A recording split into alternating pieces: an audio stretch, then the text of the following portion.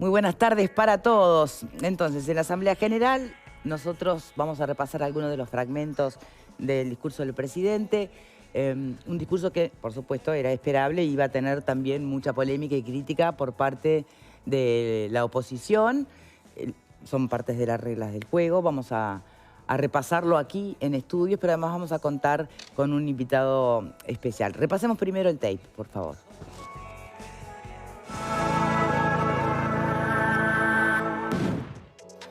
Creo que estoy convencido que estamos en el rumbo adecuado y correcto.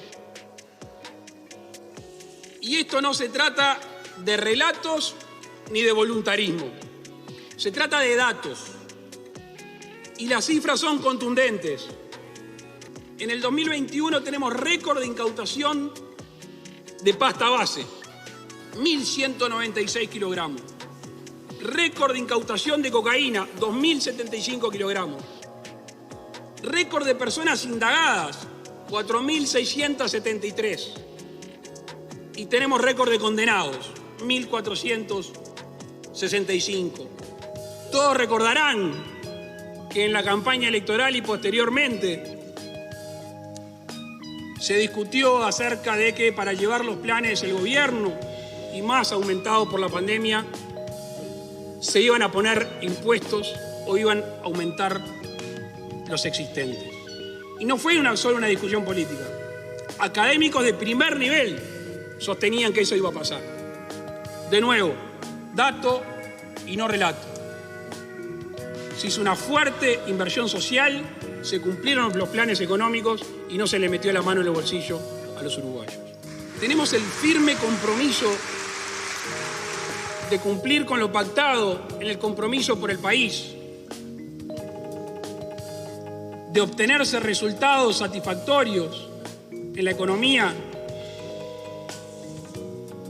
de reducir el IAS y de aumentar las deducciones en las franjas más bajas del IRPF en el año 2023. Bueno, muy bien. Apenas un pantallazo donde hubo una puesta a punto, una rendición de cuentas y luego metas y desafíos para los próximos años. Nos está acompañando para, analizar un poco todo este presente el presidente de la Cámara de Diputados, flamante, ¿no? Presidente de la Cámara de Diputados, Ope Pasqué, un placer que nos acompañe. ¿Cómo le va? El gusto es mío, gracias por la invitación. En el 85, en febrero, ¿no? Usted asumía como diputado después de 12 años de dictadura. Asumir la presidencia ahora de la Cámara. Pasó mucho tiempo. Con situaciones muy distintas, pero imagino que con emocionalidades particulares. No, sin duda, para mí es un gran honor, ni que hablar. Lo agradecí de corazón a la Cámara que me votó y a mi partido, el Partido Colorado, que me propuso. Estas cosas son por acuerdo entre los partidos. Tenemos una hermosa tradición en el Parlamento uruguayo y es que en la presidencia de la Cámara rotan gobierno y oposición. Pasa ahora, pasó en los gobiernos anteriores, cualquiera sea el resultado electoral, se mantiene eso. El año pasado el presidente fue Alfredo Frati, del Frente Amplio, este año le tocaba a la coalición de gobierno y dentro de la coalición al Partido Colorado. Y mi partido me propuso a mí, yo muy honrado y muy contento, naturalmente. Y hablando de su partido, usted fue, diputado, senador, ex vicecanciller. ¿Alguna vez pensó en poder ser presidente o candidato a presidente por el Partido Colorado?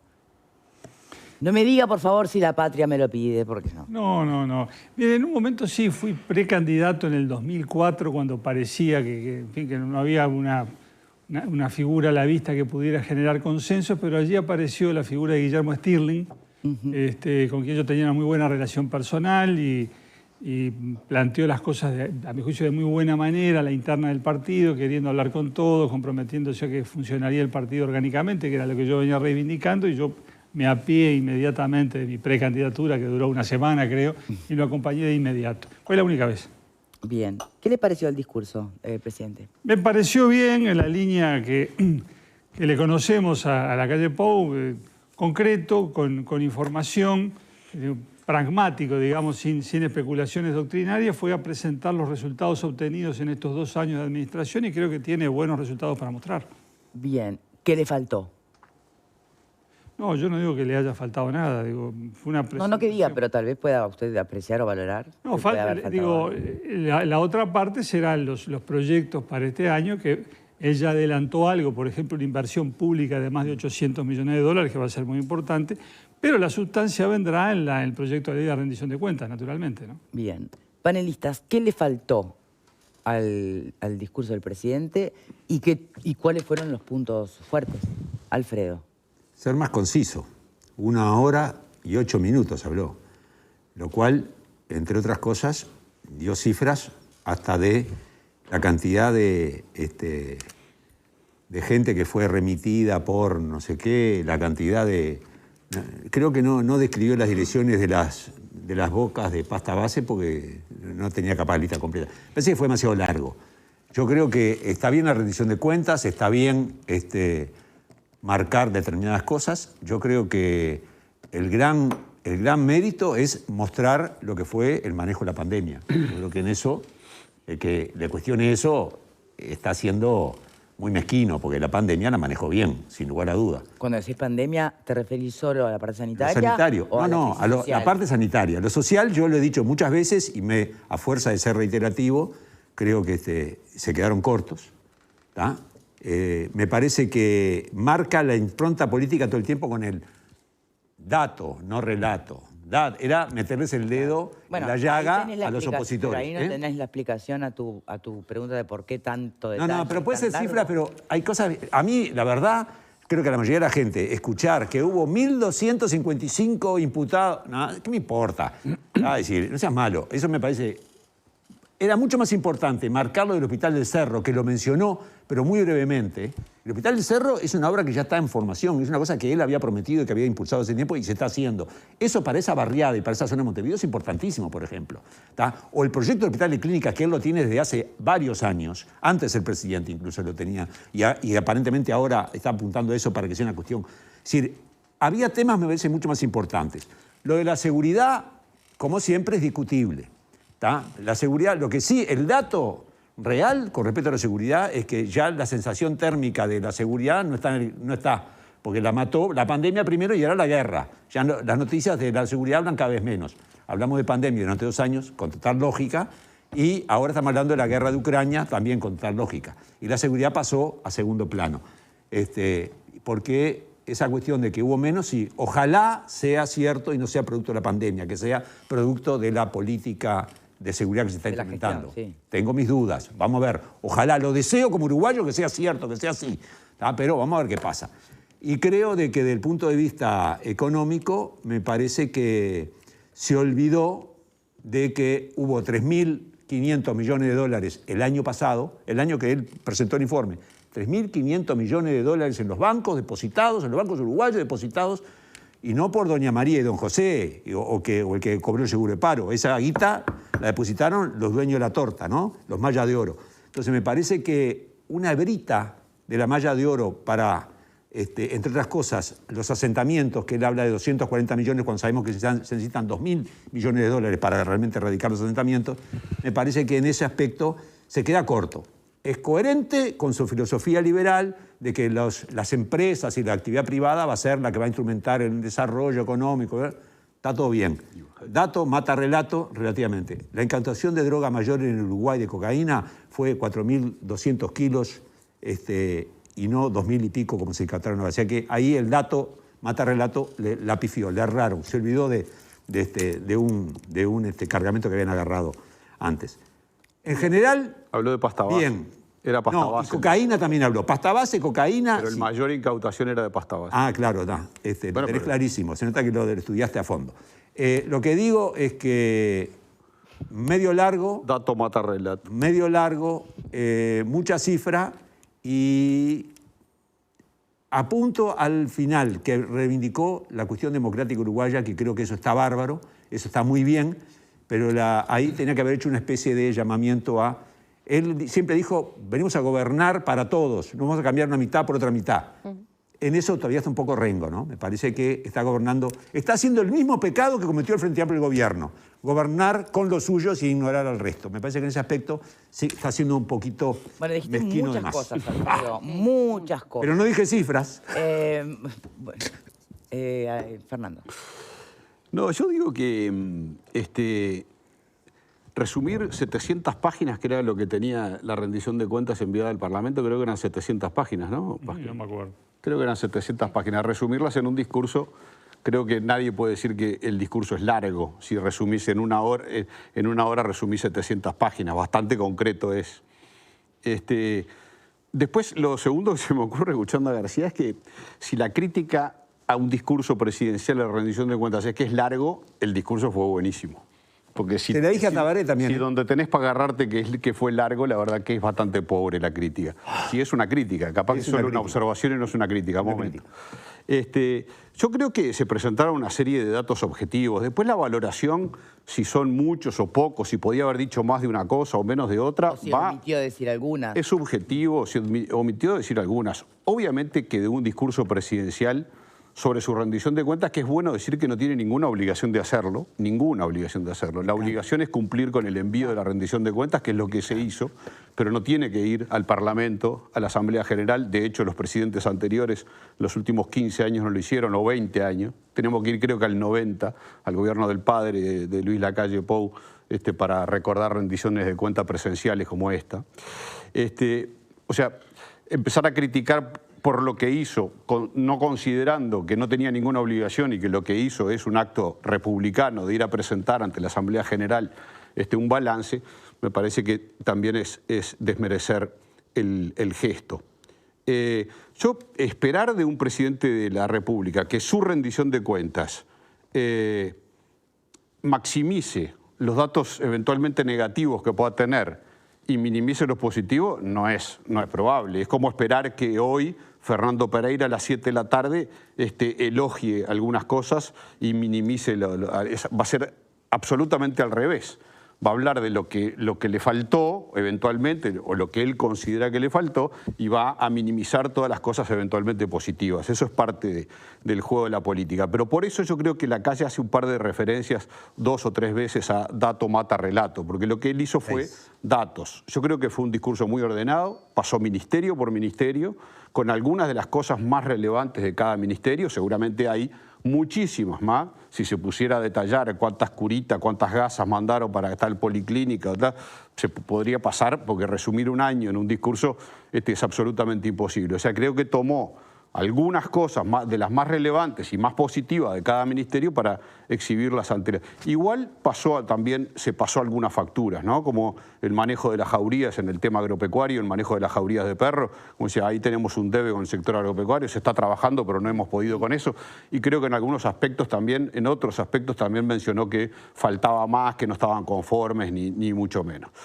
Yo creo que fue un discurso, una presentación de resultados ordenada, dentro de lo esperable, sin grandes sorpresas y con un par de anuncios que me parecen muy importantes. Anunciar compromiso atado a la economía de que el año que viene va a aliviar la presión fiscal sobre las franjas de menores ingresos y que va a disminuir el impuesto del IAS para los jubilados, me parece relevante. Me parece relevante. Después habrá que ver si se concreta o no, pero me parece un compromiso asumido ante la Asamblea General que me parece importante. Y el otro tema es el del hospital de clínicas, del nuevo hospital de clínicas. Me parece que eso debería ser tomado por los siguientes gobiernos, sea de cual sea el partido, pero me parece algo que yo por lo menos no lo había visto hasta este momento. Un presidente que toma una decisión en conjunto con los otros partidos y en conjunto con la Universidad de la República, toma una decisión estamos 2022, a 8 años. A 8 años para adelante. O sea, no lo va a capitalizar él políticamente. Seguramente lo va a terminar capitalizando quien esté gobernando en 2030 con la inauguración y el corte de cinta. Pero me parece un buen proyecto en la salud. Y lo otro que yo quiero destacar es el 5% de rebaja. Es más largo el discurso. ¿Qué les pasa hoy? El 5% es la única oportunidad que voy a tener para hablar, por lo tanto lo estoy haciendo ahora. ¿Porque te vas después? ¿Salís? No, pero seguramente va a hablar Pasquet y no vamos a tener tiempo, lo vamos a tener que escuchar a él. Y el 5% de la cantidad menor de funcionarios me parece bastante relevante, de funcionarios públicos, sin que se haya afectado la seguridad ni la educación. Bien, para no repetirnos en algunas apreciaciones, algo dijo por acá, creo que fuiste vos, Alfredo, hablabas de que gobierna para los mayaoros, cometiendo el mismo error que en tu interpretación hacía el Frente Amplio gobernando para los suyos. Y de hecho, discusión vía Twitter entre economistas, ¿no? Si efectivamente ese crecimiento económico al que alude el presidente, que es real, esos millones que vos señalás en el banco, si derraman o no derraman. Si efectivamente se lo quedaron unos pocos, o por el contrario, como opina Javier de Aedo, permitió recuperar decenas de miles de empleos. ¿Qué pensás sobre eso? Bueno, Pero... yo traía todo un análisis también del discurso. Me gustaría... Ope, gracias por venir. Parece que nosotros tenemos que ser mucho más breves. ¿No? Entonces, en vez de quejarse, entonces hagamos una cosa. La pregunta se la traslado a Ope y después ustedes hacen su... bueno, me parecería muy interesante. ¿Qué opina Igual Ope tengo también sobre opinión eso? sobre eso. Tenés media hora. Bueno, yo creo que es un aspecto a resaltar. El presidente lo mencionó ayer, la caída del desempleo a 7% a diciembre del año pasado. Creo que eso es muy importante. Este gobierno se recibió con 10,5% de desempleo en febrero del 2020. Y bueno, y desde el primer día se puso el énfasis en que se iba a procurar el aumento del empleo. Cuando Arbeleche fue al Parlamento, con la GLU, con el presupuesto, con la rendición de cuentas, dijo una y otra vez, nuestra prioridad es el empleo, nuestra primera prioridad es el empleo. Y estos resultados que se han obtenido demuestran que se cumplió con esa prioridad. Y me parece enormemente importante. Yo no entiendo cómo algunos dicen, decía Pereira el otro día, uno le pregunta a la gente y no vive mejor, ¿cómo vive mejor si cuesta más el combustible, cuesta más esto, subieron los precios? Bueno, el que antes no tenía empleo y ahora lo tiene, ese está mejor sin duda. Y esa era la primera situación que había que contemplar. Que la contrapartida de eso es que no aumentó, sino que se redujo el salario real. Sí, es cierto, porque los economistas nos dicen que es muy difícil aumentar el salario y aumentar el empleo a la vez.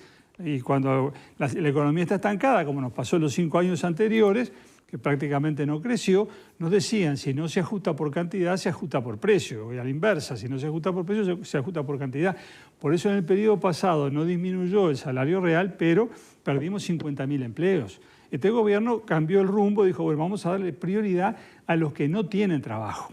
Y vamos a tratar de que esa situación cambie. Eso se ha logrado y me parece un logro social de primerísima importancia. Justamente a partir de ahora se podrá trabajar para que aumente el salario, que las condiciones están, lo decía los otros días Isaac Alfie, y para que además se puedan ir generando empleos de mejor calidad, que es otra aspiración. Pero primero lo primero, yo creo que este 7% de desempleo que hoy tenemos es algo a resaltar y es muy importante.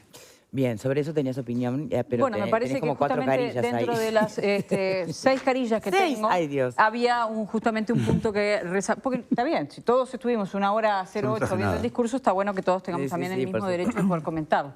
Entonces, dentro de esos apuntes, justamente una de las cosas que yo resalto es que dentro de las cosas que entiendo que faltó, no me pareció largo, me parece que la cuestión del tiempo es una cuestión psicológica, a mí por lo menos se me pasó bastante rápido, creo que sin duda fue concreto, es más, hay cosas que creo que no mencionó y sí se hicieron, no se habló mucho de cultura, no se habló mucho de deporte, creo que se hicieron algunas cosas y hubo apoyos particulares para esas áreas, seguramente también faltó, pero bueno, ese es un tema que podemos discutir en otro momento. Pero respecto a este punto concreto, yo creo que ha sido más enfático Ope en esta alocución muy clara. Usted habla de, bueno, está bien, la recuperación de los puestos de trabajo como prioridad, pero también una necesidad de recuperar salario y calidad del empleo. Porque no es lo mismo tener un puesto laboral de 4 horas que tener un puesto laboral de 8.